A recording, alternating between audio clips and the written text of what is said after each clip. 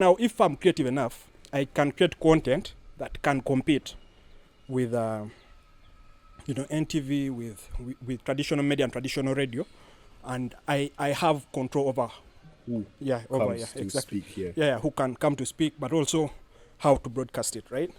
So I can scale this up sort of in a way where I give everyone else, I make it cheaper. So I say, buying this equipment, probably, I invest, say, like 10M or something, right? That's not money that almost everyone has.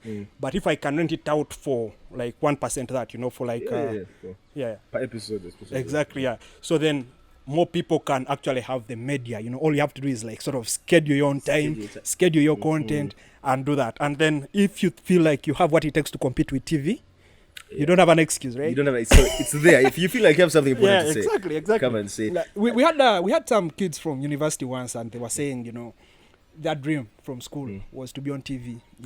To be on TV, and the reason they decided to do podcasting, they have a podcast called the Crez Podcast, right? And the reason they decided to podcast was because, now they're in university, they're doing law. They realized being on TV is probably harder than they had imagined. Right? In everyone's head, they think that they're more than they are. Those guys, but like it's not as easy as people think it is. So I'm at that place now where I feel like, now media is a place that can be revolutionized. Can be revolutionized, and in a way where I create people to compete with each other. So that's the thing is, B Corp, we compete with Crazy Podcast, we compete with Fairly Odd Men, we compete with Radioactive.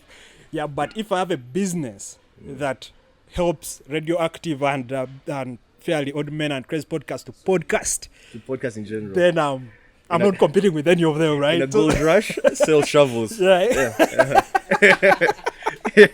So exactly. So that's again that sort of